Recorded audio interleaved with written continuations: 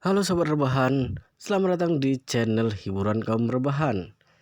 Admin akan berusaha untuk menghibur kalian melalui membacakan sebuah novel yang berjudul The History of Yi Chen. Kali ini adalah part ke-60. Ya, di part sebelumnya ke part 59, yaitu Manlan selaku orang tua dari Securan, istri dari Yi Chen, sedang ditelepon oleh seorang pemuda kaya bernama Gao Junwei yang berencana untuk mengajak makan siang dan akan memberikan hadiah bernilai jutaan yuan. Nah, apakah di pertemuan kali ini mereka akan sangat senang, berbahagia, atau ada sesuatu yang akan dilakukan oleh Gao Junwei? Karena Gao Junwei ini berencana jahat untuk membunuh Yi Chen dan ingin merebut istrinya Xiao Churan. Bagaimana pertemuan orang tua dari orang tua dari Xiao Churan dan Gao Junwei? Mari kita ikuti di part ke-60 ini. Sebelumnya jangan lupa subscribe dan like serta juga komen. Oke, kita lanjutkan ke part 60. Manlan berada di Manjong Hall Center sepanjang pagi dengan gelisah. Dia menunggu waktu tiba dan pergi bertemu Gao Junwei di Hotel Tianhua. Jadi diperkirakan ingin berjumpa di pukul 12 siang ya. Dia berpikir sepanjang hari apa hadiah besar bernilai jutaan yang dia dimaksud Gao Junwei.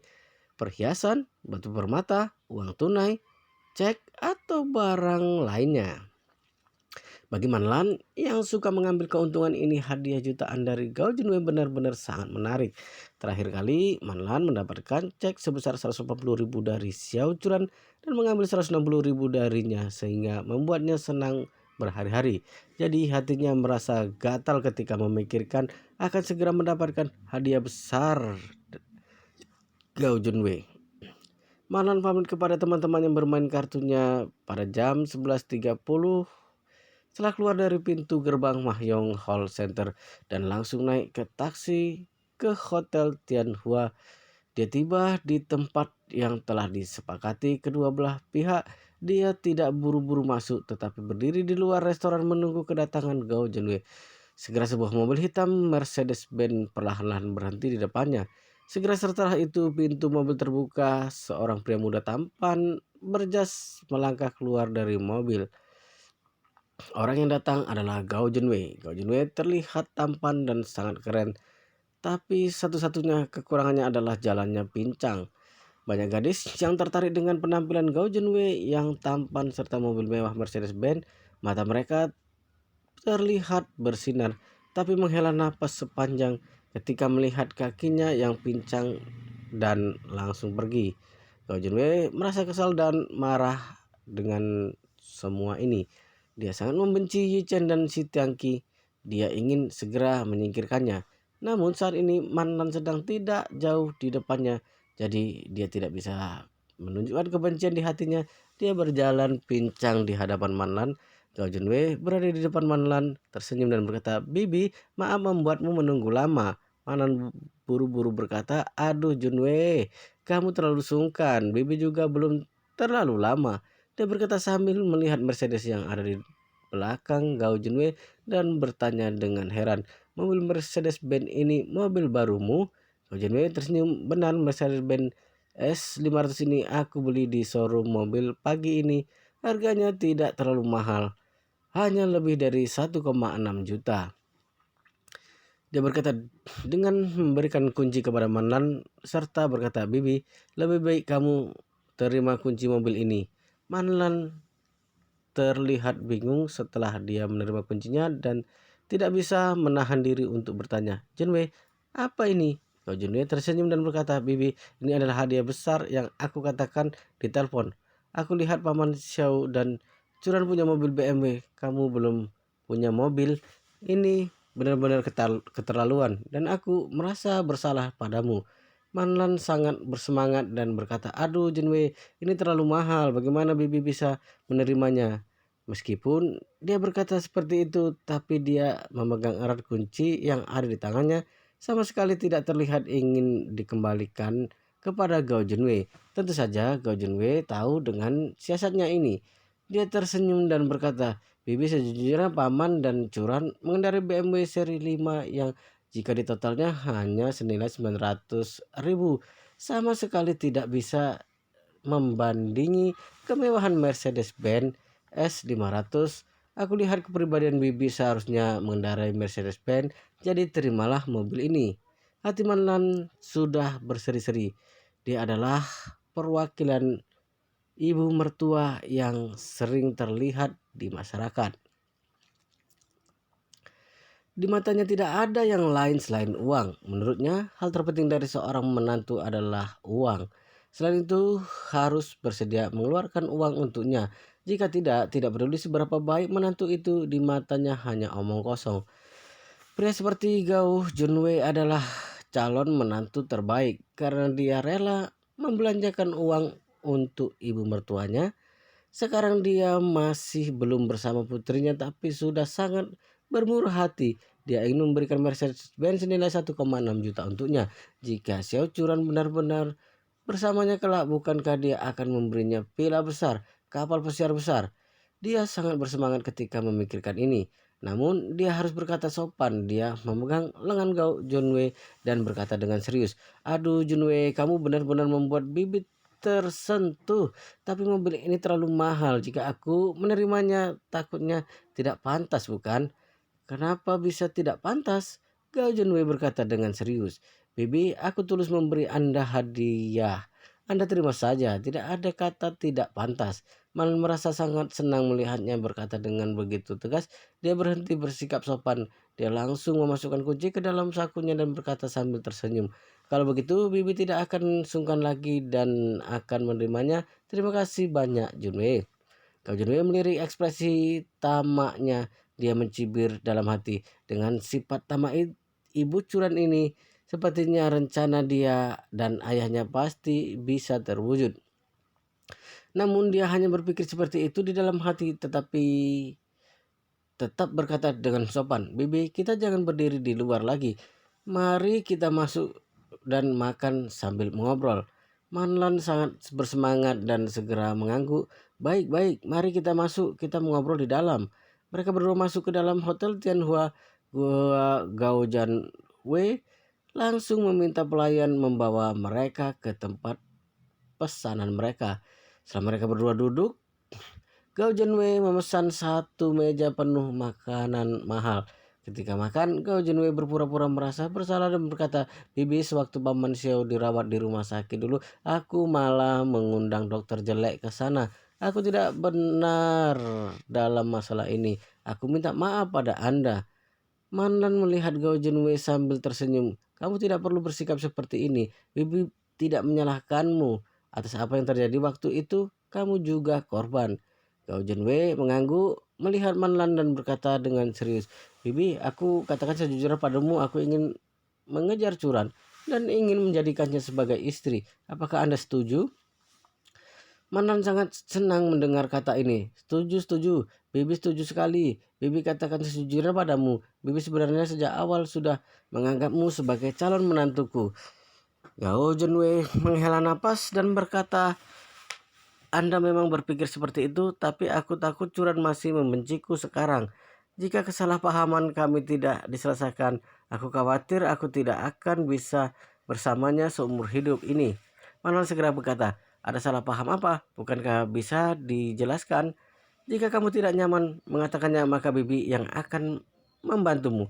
Ketika mendengar ini, Gao Junwei tahu jika proses basa-basi sudah cukup dan berkata, "Bibi, sebenarnya aku ingin minta maaf dan menyatakan cinta secara langsung kepada Curan. Seperti ini saja, keluarga kami punya sebuah villa di tepi sungai. Aku akan menyiapkan makan malam romantis di sana malam ini dan menata beberapa bunga agar dalam bentuk hati. Aku minta Anda membawa Curan pergi ke sana pada saat itu supaya aku bisa meminta maaf padanya sekalian menyatakan cinta, mungkin saja dia akan merasa tersentuh dan menerimaku.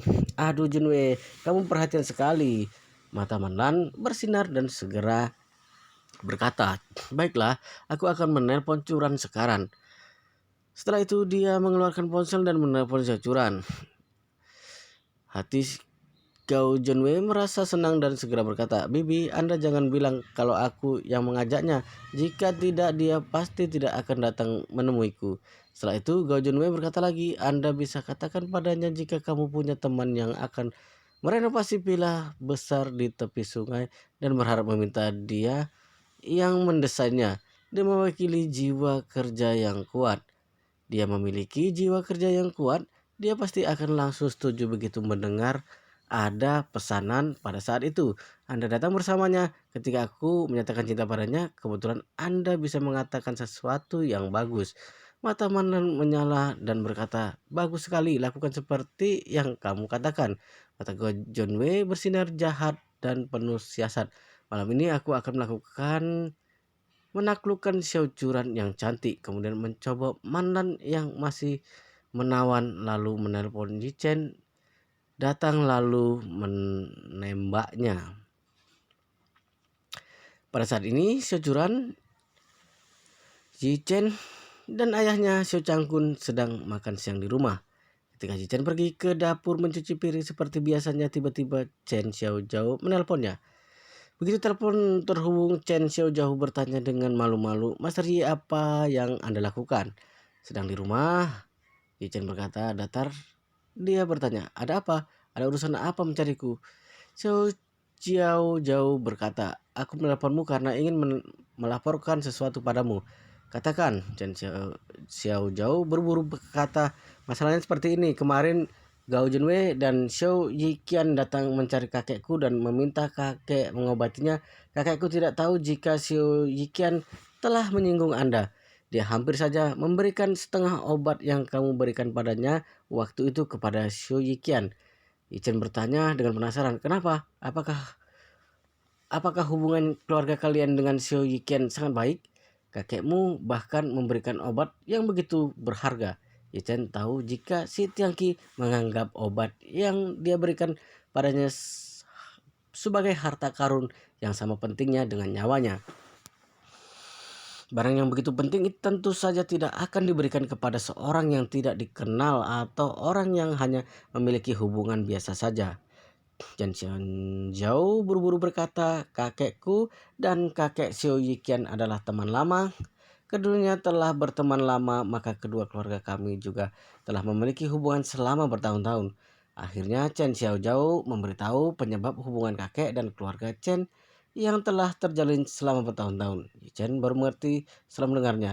Ternyata keluarga Xiao adalah orang yang berjasa kepada si Tianqi dan waktu itu. Dan si Tiangqi membalas kebaikan keluarga Xiao selama bertahun-tahun karena budi waktu itu. Ini membuatnya kagum. Yang lebih membuatnya kagum adalah si Tiangqi bisa membedakan yang benar dan yang salah. Dia tidak ragu-ragu memutuskan hubungan dengan keluarga Xiao demi dirinya. Meskipun Yichen adalah tuan muda keluarga ternama di Yanjing, tapi dia meninggalkan keluarga besar bersama ayahnya sewaktu masih kecil dan bertahan hidup di luar. Setelah ayahnya meninggal karena kecelakaan, dia hanya bisa bertahan di panti asuhan dan merasakan pahit manis kehidupan. Di panti asuhan itu, Yichen tahu harus membalas kebaikan. Bibili yang ada di panti asuhan pernah membantunya. Meskipun dirinya sendiri dihina di depan keluarga Xiao, dia tetap meminta bantuan kepada nyonya besar Xiao dan meminjam uang supaya Bibi Li bisa berobat. Cucuran pernah membantunya meskipun dirinya memandang rendah keluarga Xiao serta ayah dan ibu mertuanya yang tamak. Dia juga tidak meninggalkan Xiao Curan karena dirinya tahu balas budi, jadi dia memiliki kesan yang sangat baik terhadap si Tianqi. Sepertinya si Tianqi akan menjadi pengikut setianya kelak. Karena si Tianqi begitu setia, maka dirinya harus memberinya sedikit keuntungan. Ketika memikirkan ini, Yi Chen memutuskan akan pergi ke pusat pengobatan masyarakat milik si Tiangqi sore ini untuk memberikan sebutir obat yang dia buat terakhir kali. Waktu itu Yi Chen memurnikan 30 butir obat sekaligus. Dia memberikan beberapa butir kepada orang-orang yang masih ada 20 butir lebih. Baginya obat ini sangat mudah didapatkan. Selain itu, latihan kitab 9 misteri tidak memiliki kegunaan apa-apa terhadap orang yang punya aura di tubuh mereka. Hampir tidak perlu memakai biaya untuk memberinya 1 butir obat. Selain itu, Yi Chen juga ingin orang-orang di Jinling tahu bahwa dia adalah orang yang bisa membedakan hukuman dan penghargaan. Harus dihukum jika tidak melakukan dengan baik, tapi akan diberikan penghargaan jika bekerja dengan baik. Si Tianqi melakukan dengan baik kali ini.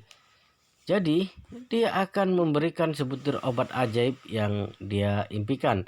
Jadi Yi Chen bertanya kepada Chen Xiaozhou, apakah kakekmu ada di pusat pengobatan masyarakat sore ini? Ada, Chen Xiaozhou bertanya penuh semangat. Apakah Master Yi akan datang? Ya, Yi Chen menjawab dan berkata, aku akan ke sana sore ini. Bagus sekali Master Yi. Chen Xiaozhou bersorak dan berkata, kalau begitu aku akan beritahu kakek sekarang. Dia pasti sangat senang. Setelah menyelesaikan pekerjaan dan di dapur, Yi Chen keluar dan melihat Xiao Churan yang hendak keluar. Maka dia segera bertanya, istriku, apakah kamu akan pergi ke studio? Xiao Churan menggelengkan kepalanya dan berkata, ibu menelponku dan berkata ada seorang temannya yang ingin merenovasi sebuah villa. Dia memintaku mengambil pekerjaan ini. Aku mau pergi melihatnya. Yi Chen bertanya, villa mana? Xiao Churan berkata, villa Riverside, ada di tepi sungai. Yi Chen berkata tersenyum, kamu bisa sekalian mengantarku ke pusat pengobatan masyarakat. Aku mau pergi mengunjungi dokter Saktisi. Xiao Churan bertanya dengan kaget, kamu mau pergi mengunjungi dokter Saktisi? Kalau begitu aku akan pergi bersamamu sekalian beli sesuatu untuknya. Xiao Churan sangat berterima kasih kepada si Tianqi karena dia selalu merasa jika si Tianqi yang telah menyembuhkan penyakit ayahnya. Yi Chen berkata sambil tersenyum, kamu tidak perlu khawatir. Kamu turunkan aku di sana dan kamu sibuk urusanmu saja. Aku akan pergi mengunjungi dokter Saktisi. Xiao Churan berkata, sayang sekali. Yi Chen tersenyum, tidak ada yang perlu disayangkan. Selain itu sifat dokter Saktisi sangat aneh. Jika kita berdua yang pergi mungkin saja dia tidak akan merasa senang. Xiao Churan mengangguk setelah mendengar kata-kata ini. Baiklah kalau begitu kamu yang pergi dulu. Jika bisa kamu buat janji dengan dokter Saktisi dan kita berdua akan mentraktirnya makan. Baik, mereka berdua keluar bersama. Xiao Churan mengemudikan mobil dan membawa Yi Chen ke arah luar kota. Sewaktu tiba di pusat pengobatan masyarakat, Yi Chen turun. Dia memperingati Xiao Churan untuk berhati-hati mengemudi dan dirinya masuk ke dalam pusat pengobatan masyarakat. Si Tianqi sedang memeriksa pasien di ruang pengobatan. Dia tiba-tiba melihat Yi Chen sehingga terlihat sangat senang. Dia segera berdiri untuk menyambutnya sambil berkata, Master Yi sudah datang.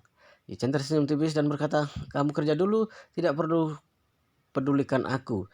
Si Tianqi mengangguk dan segera memanggil Chen Xiaozhou yang sedang meracik obat di belakang. Xiaozhou, Master Yi sudah datang, cepat layani. Chen Xiaozhou segera menghentikan pekerjaannya dan keluar dengan pipi merah. Master Yi sudah datang. Suara Chen Xiaozhou terdengar manis sambil tersenyum ceria. Terlihat sangat imut terutama karena ada lesung pipit di wajahnya. Yang lebih mengejutkan Yi Chen adalah aroma tubuhnya tidak seperti wanita lainnya yang selalu tercium aroma parfum. Tapi seluruh tubuhnya tercium bau obat yang samar. Bahwa kebanyakan toko-toko obat akan tercium bau obat kuat yang tidak enak tercium. Tapi wangi yang ada di tubuh Chen Xiaozhou sangat harum. Bahkan memiliki efek menenangkan. Yi Chen tersenyum padanya. Kakekmu sudah pulih, kamu menjadi asistennya sekarang. Benar, Chen Xiaozhou tersenyum manis. Tapi aku bukan sekedar menjadi asisten saja. Kakek hanya mengobati 5 pasien setiap hari. Sisanya aku yang tangani. Yi Chen mengangguk dan berkata, ilmu medismu sudah tinggi. Aku percaya tidak lama lagi kamu akan menjadi dokter terkenal di Jinling. Mana mungkin, Chen Xiaozhou berkata dengan malu. Ilmuku jauh dibandingkan kakek. Perbedaannya seperti langit dan bumi dengan Master Yi. Pada saat ini pasien Shi Tianqi sudah pergi. Dia berkata kepada pekerja di ruangan pengobatan, katakan kepada pasien yang sedang menunggu untuk menunggu sebentar lagi karena aku kedatangan tamu terhormat di sini. Minta pengertian mereka. Setelah itu segera melangkah ke arah Yi Chen sambil membungkuk hormat dan berkata, halo Master Yi. Pada saat ini Yi Chen melihat Shi Tianqi datang menyapa. Dia tersenyum sambil melambaikan tangannya. Tetua Si, kamu tidak perlu terlalu sungkan padaku, juga tidak perlu memanggilku Master, panggil saja aku Yi Chen. Tidak bisa. Si Tianqi segera membungkuk dan berkata, Master Yi adalah orang hebat. Mana mungkin aku boleh langsung memanggil namamu? Yi Chen melihat dirinya bersikeras, maka dia tidak meneruskan berkata lagi, tapi berkata, katanya kemarin Gao Junwei dan Xiao Yiqian datang kemarin. Shi Tianqi bertanya dengan kaget, Master Yi, bagaimana Anda bisa tahu? Chen Xianzhou yang ada di samping menjulurkan lidah dan berkata, kakek, aku yang memberitahu Master Yi. Shi Tianqi segera menegurnya, kamu ini, Master Yi adalah orang sibuk. Kamu malah mengatakan masalah kecil ini padanya. Chen Xianzhou merasa dirinya dianiaya. Dia memberitahunya bukan karena ingin memberi penghargaan kepada kakek. Dia hanya ingin mencari peluang untuk bicara dengan Yi Chen saja. Karena dia sudah menjadikan Yi Chen sebagai idola di dalam hatinya, bahkan dia lebih mengagumi Yi Chen daripada kakeknya, maka dia mencari peluang untuk bisa lebih banyak bertemu dengannya, bahkan jika itu hanya menelponnya. Namun dia tidak bisa menelpon tanpa topik, bukan? Jadi dia mengambil inisiatif melaporkan masalah kemarin kepada Yi Chen. Tapi dia tidak menyangka kakek langsung menegurnya. Si Tianqi takut Yi Chen salah paham dan dirinya merasa dirinya seperti meminta imbalan karena Yi Chen Xiaozhou menelponnya. Dia tidak ingin Yi Chen salah paham dan menganggap dirinya sebagai orang yang selalu meminta imbalan. Yi Chen melihat Chen Xiaozhou sedih, maka dia berkata sambil tersenyum, tetua sih, hanya masalah kecil saja, tidak perlu menyalahkan Xiaozhou. Si Tianqi segera berkata, maaf sudah membuat Master Yi melihat semua ini. Yi Chen melambaikan tangannya dan berkata, tetua si, Gao Junwei dan juga Xiao Yiqian telah menyinggungku. Kamu menolak mengobati mereka demi diriku. Aku akan mengingat budi ini. Si Tianqi segera berkata, Master Yi, kamu pernah menolongku. Ini hanya masalah kecil. Anda tidak perlu khawatir dan tidak perlu sungkan kepadaku. Si Tianqi berkata sambil menunjuk pusat pengobatan masyarakat miliknya dan berkata dengan serius, aku sudah memutuskan tinggal di Jinling untuk membuka klinik pengobatan. Alasan utamanya adalah bisa mendengarkan masukan Anda setiap saat. Juga ada kesempatan untuk membalas budimu. Si Chen tertawa, niatmu sangat bagus. Setelah itu dia mengeluarkan sebutir obat dari sakunya dan memberikan kepada si Tianqi. Tetua sih, obat yang aku berikan padamu dulu bisa mengobati luka juga untuk memperkuat tubuh. Meskipun aku belum membuktikannya secara langsung, tapi berdasarkan catatan buku kuno, bahkan orang tua yang sekarat dapat hidup selama 5-10 tahun lagi setelah minum obat ajaib ini. Jadi aku hadiahkan obat ini padamu, kamu bawa bersamamu, mungkin akan berguna nanti. Si Tianqi melihat obat itu, seluruh tubuhnya gemetaran dan segera berlutut. Dia berkata dengan gemetaran, Master Yi, aku tidak pantas menerimanya. Anda telah memberiku setengah butir obat waktu itu dan aku masih belum bisa membalasnya. Kenapa memberikan hadiah sebesar ini lagi?